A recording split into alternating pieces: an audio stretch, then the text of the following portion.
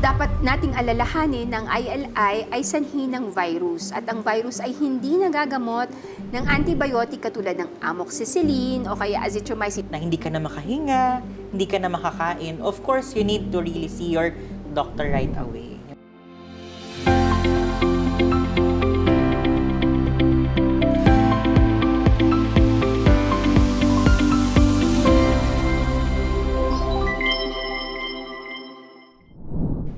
Kumusta ho kayo mga kabarangay Belkens? Si Doc Jawo po itong muli, balik serbisyo at balik usapang pangkalusugan dito sa Real Talk with Doc. Para sa mga barangay na laging handang matuto at mag-alaga sa isa't isa. Sana ay nasa mabuti kayong kalagayan. Ramdam nating lahat na sa panahon na ito, mula pa noong bare months, maraming nagkakasipon, nagkakaubo o nagkakalagnat. At tila ba pabalik-balik ang sintomas. Minsan pa nga, parang paggaling mo lang, meron na naman bagong nararamdaman. Kaya ngayong araw, pag-uusapan natin ang pagtaas ng influenza-like illness or ILI. Ano nga ba ito? Bakit tila hindi pa rin nawawala? At ano ang pwede natin gawin para makaiwas at maging handa ngayong papasok ang taong 2026?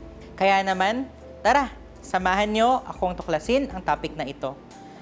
Para mas malinaw nating maintindihan ang sitwasyon, makakasama natin ngayon ang isang eksperto pagdating sa larangan ng infectious disease. Please welcome our guest, infectious disease specialist, Dr. Daisy Tagarda. Salamat, Doc Jawo. Magandang araw po sa ating mga kabarangay Belkens. Masaya akong makakasama ngayon upang talakayin ng isa sa importanteng topic. Tulad ng nasabi ng Department of Health, ang pagtaas ng kaso ay bahagi ng normal na seasonal flu trend, lalo na ngayong taglamig. Ang mahalaga, matutunan natin kung paano mag-ingat para manatiling malusog ang ating pamilya. Yes, health is our priority, lalo na papasok ang bagong taon. Kaya Doc, ngayong bagong taon, patuloy pa rin ang obserbasyon natin sa pagdami ng mga ubo, sipon at lagnat. Pero bago po tayo tumungo sa usapin sa pagtaas ng kaso, alamin po muna natin kung ano nga ba itong influenza-like illness or ILI.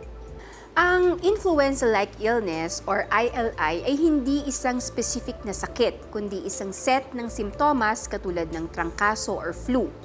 Ang simptomas na ito ay lagnat, ubo, sipon, sore throat. Ang sakit na pwedeng mag-present bilang influenza-like illness ay pwede ang COVID-19, RSV, rhinovirus. Ang flu naman ay isang diagnosis sanhi ng influenza virus na nadadiagnose sa pamamagitan ng RT-PCR, pwede din antigen test o ang viral culture. Ayun, tama po ang inyong narinig mga kabarangay. Hindi lang pala flu ang ILI, pwede ding ibang virus. Ngayon, sagutin po natin yung tanong ng ating mga kabarangay, Doc. Ano raw po ba ang medical explanation kung bakit tumataas ang kaso ng ILI tuwing ganitong panahon? At Doc, bakit minsan paulit-ulit na lang nagkakaroon ng flu or ILI?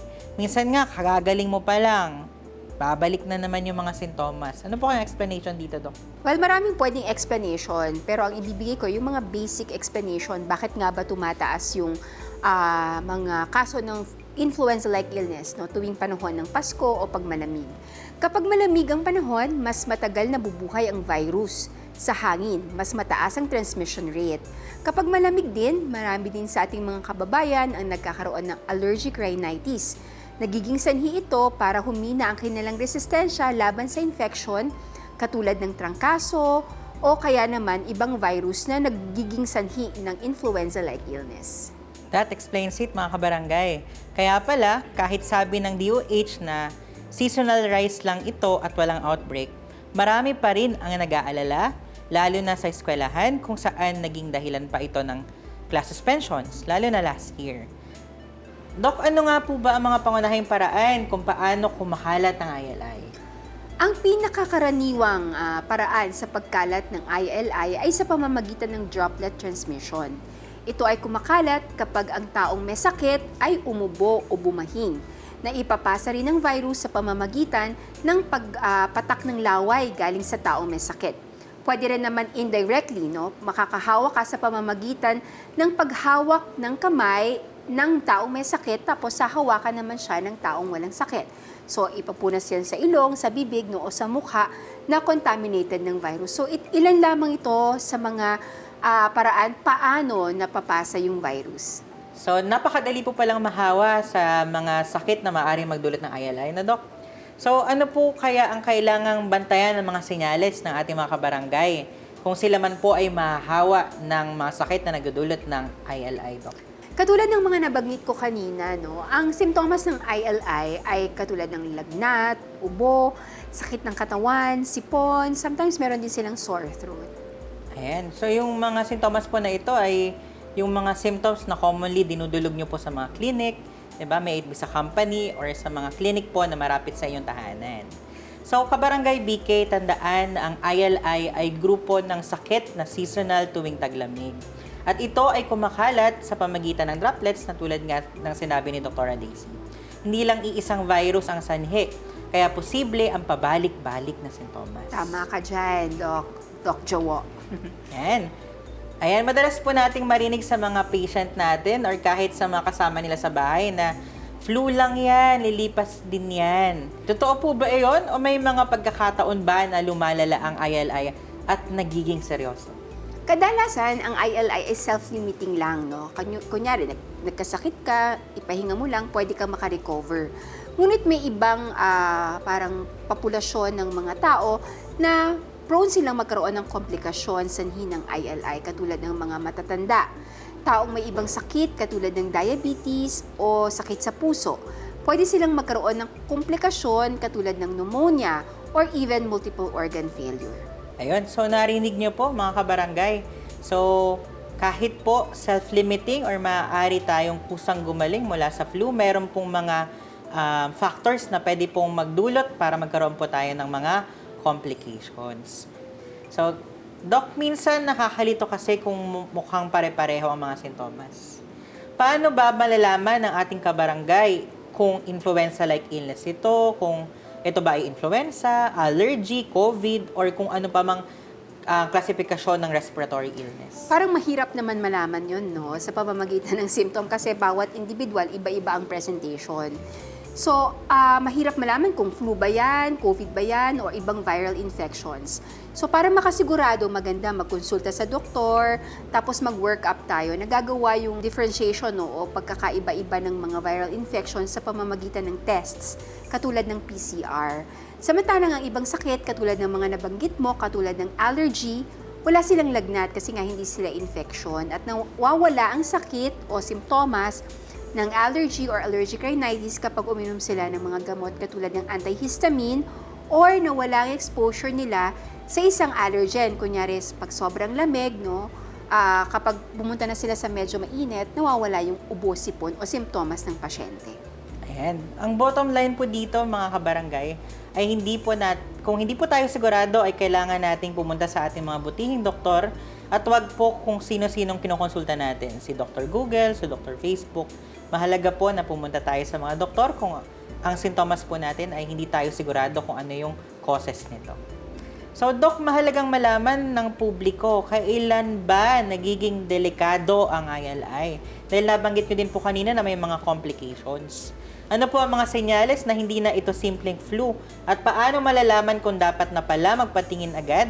At hindi na sapat ang pag-inom lang ng paracetamol or mga over-the-counter medications, lalo na for coughs and colds na usually tinitake ng ating mga pasyente. Maganda yung katanungan mo, no? Kailan sila magpapakonsulta sa doktor, no? Ang mga indikasyon na lumalala ang sakit kapag nagko-complain na o nagrereklamo na ang pasyente na hirap na sila sa paghinga, bumababa na ang kanilang oxygen saturation, o di kaya naman hindi na sila kumakain o nagkakaroon ng matinding panghihina. Okay, so parang ano po yun, no? Parang general warning din. In any disease na hindi ka na makahinga, hindi ka na makakain, of course, you need to really see your doctor right away. Yung iba pang case, kailangan na talagang itakbo sa ER. Tama. Yes. So, Doc, ito ang madalas naming naririnig sa general public.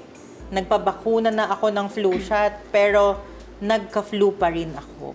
Bakit po kaya nagkakaroon ng ganitong frustration? At ano ang tunay na target or benepisyo ng pagpapabakuna laban sa trangkaso? Dapat nating tandaan, no, ang bakuna, kahit na ano pa yan, ay walang garantiya or guarantee o o kasiguraduhan na makakaiwas ka sa sakit ng 100% or 100%. Tandaan, ang flu ay specifically para sa flu infection lang sanhi ng influenza virus. Ang ILI ay sanhi ng maraming klase ng virus. Ayun. So, hindi po natin dapat isipin na yung bakuna ay mape-prevent lahat ng cause ng ILI. So, yun po yung ibig sabihin noon. So, maraming salamat po sa pagbibigay linaw, Doc Daisy. Ngayon, isang practical na tanong. Doc, kapag may sintomas ka ba ng ILI, pwede pa din po bang pumasok sa school or opisina? Sapat na ba na mag-mask na lang kung hindi talaga maiwasan yung pag-absent? Ang pinakamainam pa rin, Doc, no, para dun sa mga may simptomas ng ILI ay huwag munang pumasok. No? Huwag kayong magpaka-hero kasi baka mag-cause kayo ng outbreak sa opisina o kaya naman sa school. So, mas mabuti po mag-isolate muna ng sarili. Yan. Isolation, di ba? So, minsan gusto nating maging hero, pumasok siya kahit nilalagnat, di ba? May mga ganun tayo. Nag-exam siya kahit nilalagnat. Pero mamaya, yung kagustuhan pala nating makapag-exam or makapasok sa opisina ay napasama dahil nag-cause tayo na magkaroon ng sakit ang ating mga kaklase or mga kaopisina. So, Doc, napag-usapan na natin ang causes, prevention, at complications ng ILI. Pero, ang madalas tanungin ng mga tao, ano bang gamot ang dapat inumin kapag merong ILI? Kailangan po bang uminom agad ng maraming gamot pag may lagnat at ubo? Mahalagang katanungan yan, no? Kasi dapat nating alalahanin ng ILI ay sanhi ng virus. At ang virus ay hindi nagagamot ng antibiotic katulad ng amoxicillin o kaya azithromycin. Ito yung mga favorite ng mga kababayan natin. Minsan dumarating sila sa clinic, no? Sila yung nagsasabi, Doc, bigyan mo nga ako ng reseta ng azithromycin. Doc, bigyan mo nga ako ng reseta ng amoxicillin o ng iba pang mga klaseng gamot. Kadalasan sa mga may sakit ay gumagaling sa pamamagitan ng supportive care lamang. Pwedeng uminom ng paracetamol para sa lagnat, no? O kaya mag-hydrate o uminom ng maraming tubig or bumili ng mga expectorant or over-the-counter medications. Ang pag-inom ng antibiotic ay dapat guided ng doktor. Ayan, kasi meron pa din po talaga mga pasyente na ayaw magpag-guide. Darating po sa inyo at sasabihin, Dok, tapos na po ako ng azithromycin, hindi po siya gumana. Ano pong sunod? Nakakagulat. Diba? So, tandaan po natin yung payo ni Doc, wag po nating gagamutin ng isang viral infection ng antibiotic kasi hindi po ito epektibo. Susunod po tayong tanong, paano naman po yung mga home remedies, Doc? Marami pa rin ang gumagamit ng luya, salabat, mga turmeric, calamansi, honey. Effective po ba ito, Doc, sa ILI? Kasi sa medicine, no, kailangan meron kang evidence para highly recommended siya. Wala pang pag-aaral na sumusuporta na mabisa ang home remedies na mga nabanggit mo katulad ng mga luya, no, na pwedeng makatulong. Pero sabi nila, no, symptomatically, pwedeng makatulong siya para ma-address yung mga simptomas. No? Kumbaga, ito ay parte ng symptomatic relief or supportive care. Okay, so malinaw po yun, no? Maaring maibsan yung ubo, yung sore throat, or yung lagnat. Pero hindi po ito ang gamot na magpapaalis kung ano man yung dahilan ng iyong ILI. So yan, maraming salamat po, Dr. Daisy, sa napakalinaw na pagpapaliwanag tungkol sa influenza-like illness.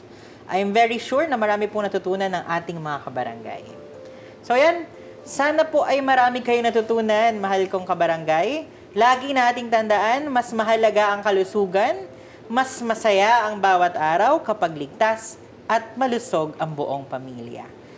Doc, bago po tayo magpaalam, okay lang po ba na humingi ng huling mensahe para sa ating mga kabarangay? Salamat, Doc Chawono. Para sa ating mga kababayan, ang ILI ay pwedeng sanhi ng iba't ibang viral infections. Alalahanin na mag-isolate, magpahinga at magpakonsulta sa doktor kung lumalala ang sakit. Makakatulong pa rin ang magpabakuna katulad ng flu vaccine, pneumococcal vaccine para bumaba ang chance na magkasakit.